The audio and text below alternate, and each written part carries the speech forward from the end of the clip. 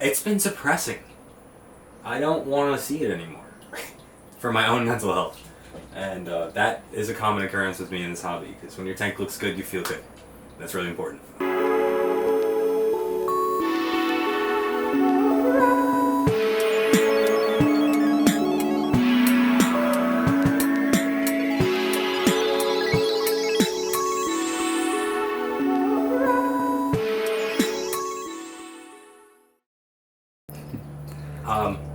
I'm actually ecstatic about what's to come, even though it looks like this.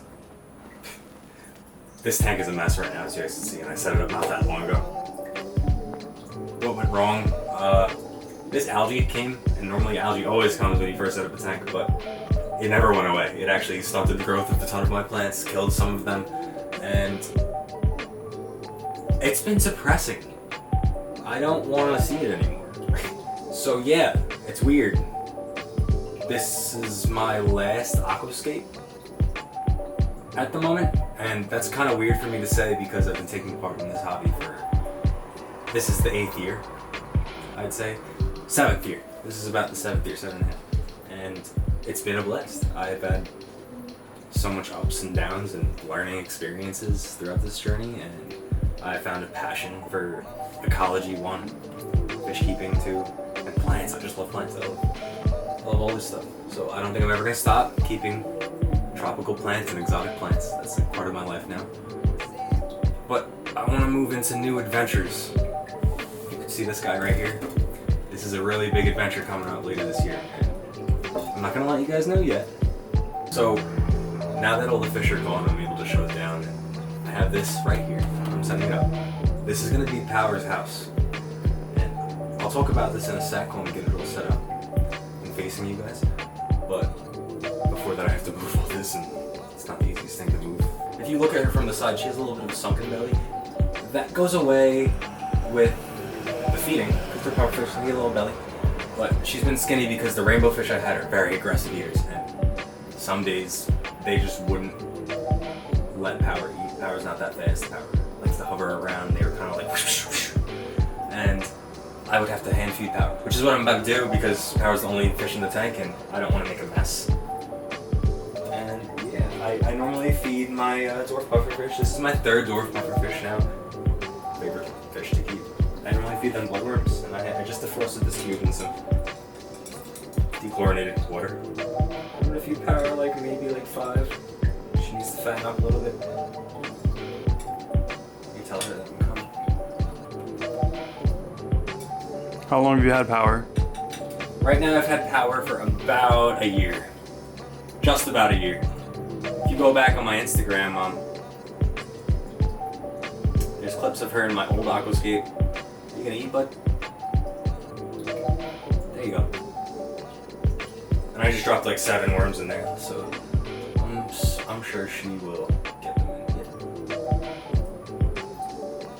I know Power's a female because when I first kept dwarf pufferfish in my fluval spec, which is a 5-gallon little skinny tank, it all started there.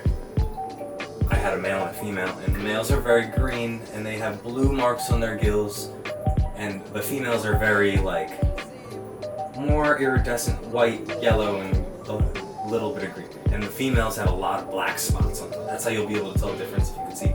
Kinda, if you get in there. I'll be inserting clips. But Power has these big black circles on her. Now she has a little belly, because she ate a couple more. It's fun. So yeah, let's get started. Alright, now that we're at the workbench, we have our empty tank. This isn't what you guys just saw. As you can see here, I have some Manton stone. I've used this stone in the past. This is actually left over from the previous build. Here I'm just playing around with rocks. I want to see if I could create a little bit of a build-up in the back with this big rock, but to be completely honest, I just think it was a little too big to do what I needed it to do. I have UNS Contra soil. This is different than what I normally use, but I just wanted to give it a shot. I've used it way back in the past and it did perfectly fine, just like any other aqua soil. I wanted to put a base layer down to build an inch up just to get started. might have stated what kind of aquascape this was going to be, but I would like to do an Iwagumi aquascape for a couple reasons. An Iwagumi aquascape is an aquascape that uses just strictly rocks only, and this will help a lot because I was trying to create more of a simplistic scape. Like I said before, I don't really want to continue aquascaping at the moment. I want more time, so I want my maintenance to be pretty straightforward. Cleaning the glass and trimming plants is pretty simple, so I'm not too worried about what it'll end up being. Here's the centerpiece rock, this massive boulder. I had to move the whole tank just to get it into the tank.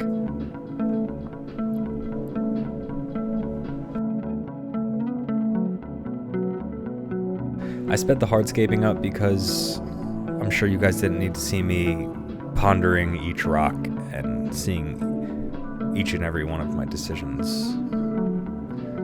Everyone has their own thought process when they're doing these kind of things, so if you want to try it yourself, just pick a rock up, pick a couple rocks up, get some soil, a tank, and just get at it. The only way to get better is to try. Up top, I'm creating like a little plateau of soil. I want to grow plants up there. My first high-tech aquascape, I had a little plateau in it, and it was like a little shallow area, and just viewing the plants from a little shallow perspective during water changes and seeing the fish over in that area was very like enjoyable, and I want to do that again, almost recreate that. Here I'm using I don't even know what this is called, but I use it to flatten out the soil and push it around so I don't have to use my fingers. A little spatula, if that works. Lastly, I'm gonna use this rock to finish out the scape. Rocks tend to look better in threes. Sometimes you can't even tell that there's multiple rocks, but threes is a good base reference to start with.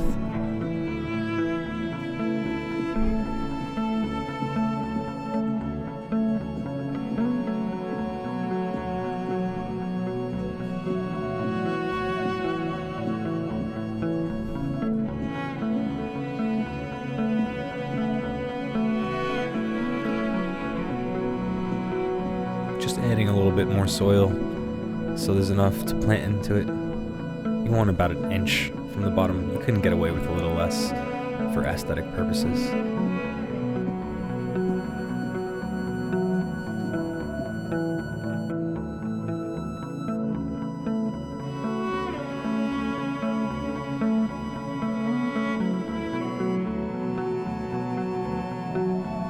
I'm using this gift card that I cut in half to keep the soil there. I'm using it as like a little support because the soil will roll down over time and get displaced, so that'll hopefully prevent that from happening.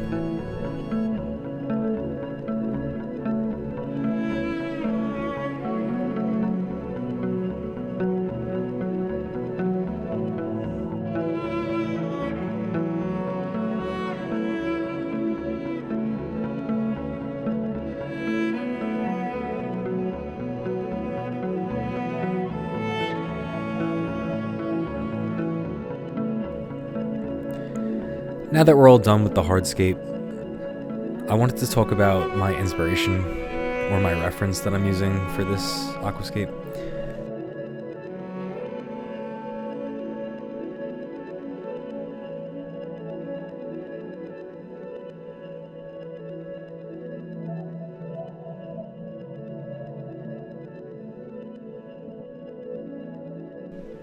In between the two rocks that I placed, there's like a parallel, and you look through it and it looks like that piece of rock has been sliced off almost. And it got me thinking. It reminded me of early in the anime Demon Slayer when Tanjiro cuts through a boulder. And that's kind of what I went with. It wasn't that deep thinking. I just wanted to go with it, and yeah, it turned out pretty well. I'm happy with how it came out. It looks dramatic enough. The shadows are there, the parallel lines are there, and it's super pretty. I can't wait to have plants in it. So this video might be a little all over the place. That's for a couple different reasons. I'm saturating the tank right now because we're getting right into the planting. I ordered my plants just a bit too early. I got a little trigger happy and just clicked order. But one of the tissue cultures, well, both of the tissue cultures I ordered came in pretty rough condition. One of them was salvageable, the other one I had to throw out. And the salvageable one, I was luckily able to spread out across the tank, but it needed to get planted right away. Otherwise, it would have just rotted like the other one.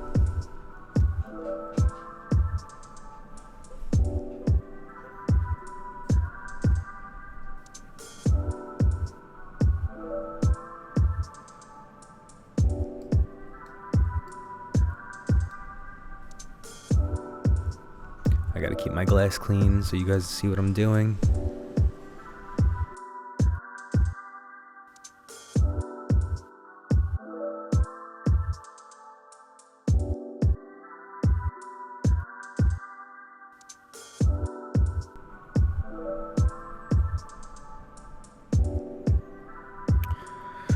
Okay, so here's the plant that I will be using to carpet the tank. It's new. It's called Micranthenum tweedii Pearl White, and it is Monte Carlo's cousin. As you can see, the leaves are almost white as opposed to a light green, and I found that really interesting. I'm excited to have a carpet of this, and it should do just as well as regular Monte Carlo. What I read about it was that it has very similar growth patterns. I've heard that white in plants could be due to less photosynthesizing in the leaves, but I'll be injecting the CO2, I'll be dosing every now and then, and it shouldn't have a problem.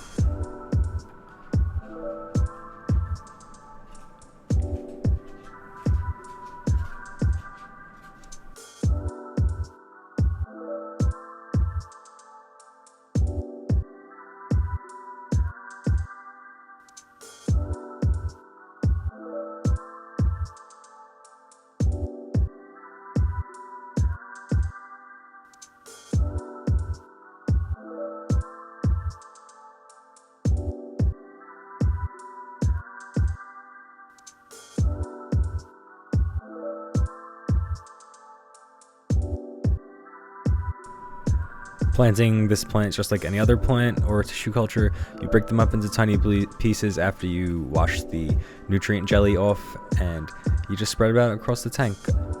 I wanted to get it as evenly covered as I possibly could with the 1 cup of tissue culture I had, and I think I did a pretty good job of making that happen.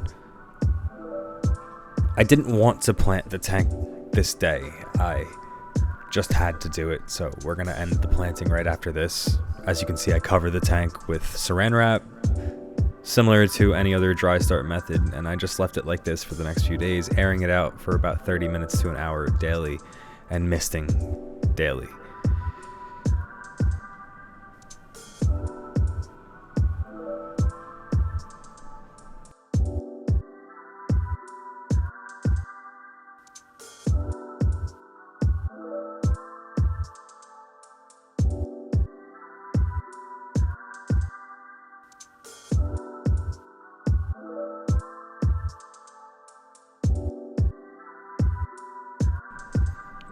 Now that we're back to current time, we can get on with what I needed to focus on. Here I'm just removing power from her big, giant mansion that she's been hanging out in. This wasn't that hard, as pea puffers aren't the fastest swimmers, so I just got her really quick, plopped her in. I'm sure she was freaking out, as any species should be if they're getting lifted up by a giant net. I shut my filter off and I got to draining the tank. I needed to move it over to have you guys see the 5-gallon in its last position. I used the Python pump system. It's like life-changing, changed my life. It made water changes so quick and maintenance so quick. I recommend everybody to get one as soon as possible if you want the hobby to be easy. Or as easy as it can be. Here I'm cleaning my pre-filter. As you can see, it squirted a little bit. I'm just removing the pre-filter canister, and we're going to take it to the bathroom, unclip the canister, and remove the top. That's not that dirty, but just wait till you see me pour it out. I've heard that fish poop could be good for your skin. I don't know how true that is. If anyone knows, comment down below. Squeeze them out. I have it under the draining water from the tank right now. Tap water should be fine because it's not your filter media. The filter media is in the rest of the filter. I just want these super clean and to go back into the tank.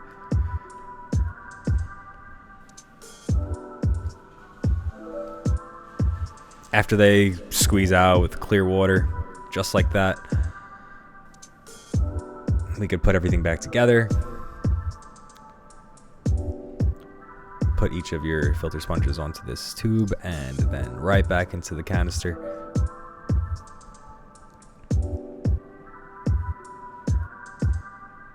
You guys got a little field trip to my bathroom today. I hope you guys enjoyed.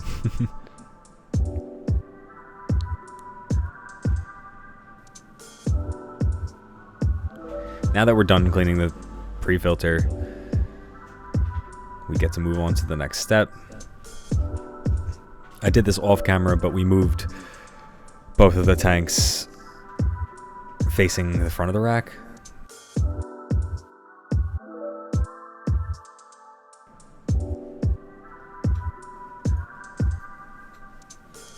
All right, back to planting. I have one other plant that I wanted to use in the scape, Hygrophila penitophyta. I just squeezed the rock wool out, squeezed the water out right into the tank. I don't know if that's going to be bad or not. We'll find out. I separate the rock wool, and all the stems are individually in there, not really connected to anything. That's very normal. Ready for planting easier.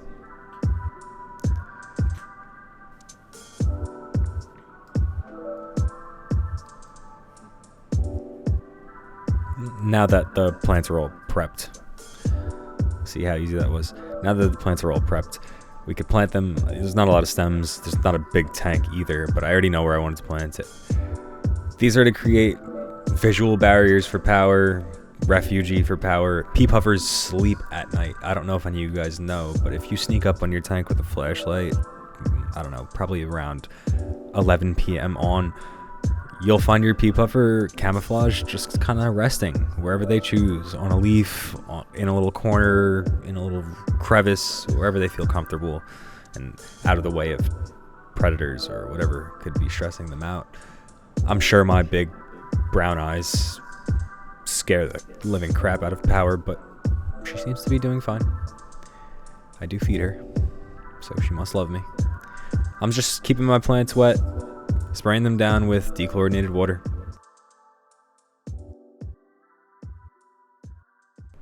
Keeping everything wet. Now I'm setting up my filter tubes. I made a mistake here. You guys will find out about that later.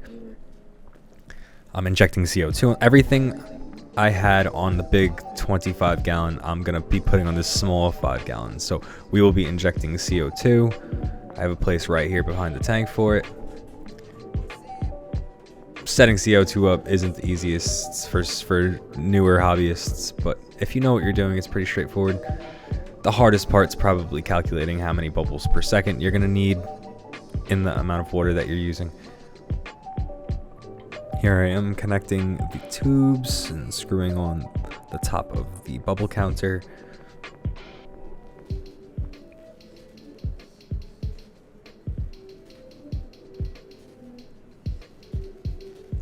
After that, I have an auto top-off system. This is the sensor. It clips onto the back of the glass with a magnet. Very easy to use, very straightforward. If you guys don't want to deal with evaporating water by yourself with a bucket or a nice little pitcher of water every now and then, get yourself an auto top-off system. You don't even got to look at it. It senses when the water goes low, and just like that, your tank will fill up. You'll see actually it filling up because I was testing it when I was filling the tank up, and I'll point that out when it happens. But just like that, we're ready. I'm putting the python in. I don't want to mess my escape up, so I'm going to stick a little cup in under it so it breaks the water.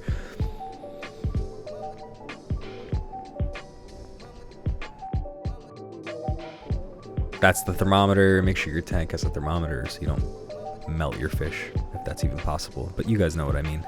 I have a drop checker to make sure I don't gas my fish. You definitely don't want your CO2 ratios to be off. It's not good. Not good. Your plants can die too, as weird as that sounds. And don't forget to condition your water. I use Seachem Prime. I've seen other conditioners. I've used other conditioners. They all do the same. Dechlorinate your water. I even put a little extra in this 5-gallon tank. Doesn't even need a lot. A couple drops.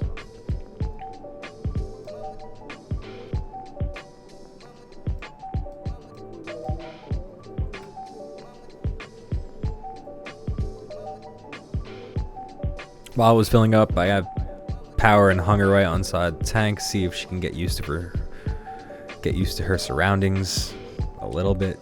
We'll have her acclimated in a couple minutes, but I just need to fill the tank up and let it warm up a little bit. Here you can see the auto top off doing its thing for the last inch of water. I actually shut the hose off about now, and I let the auto top off run with that little blue light in the back.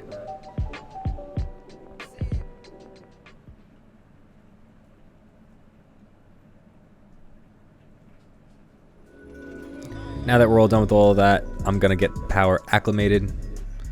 Look how tiny. Literally the size of your pinky fingernail.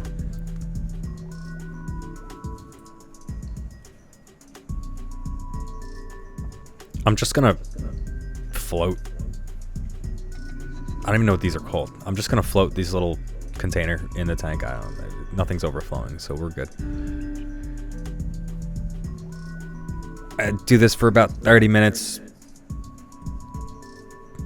Doesn't need to be super long, as long as the water's a similar temperature.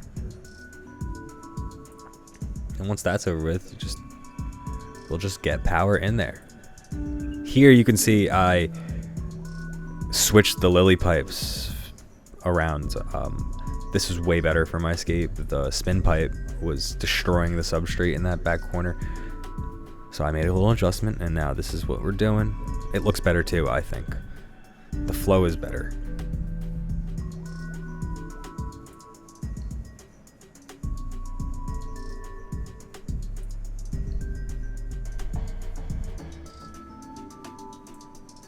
I used a tiny piece of tape to keep this positioned. I'm using carpet tape. It's pretty strong. If you guys need strong tape, strong double-sided tape, go get some carpet tape. It's not a sponsor.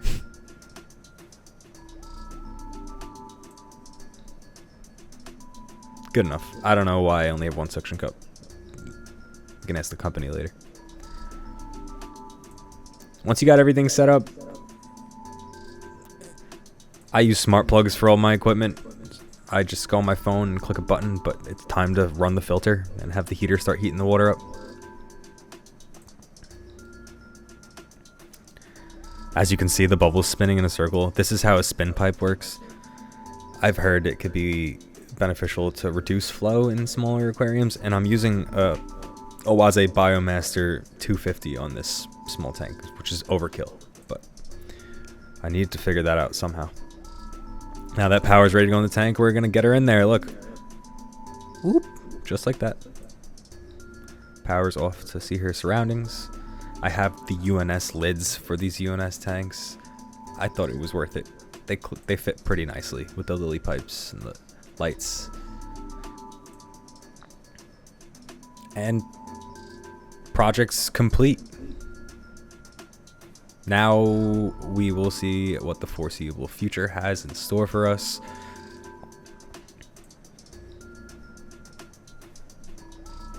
I have a new video about the Bograriums coming up soon, and I'm going to give you guys a little update on what's going on with those.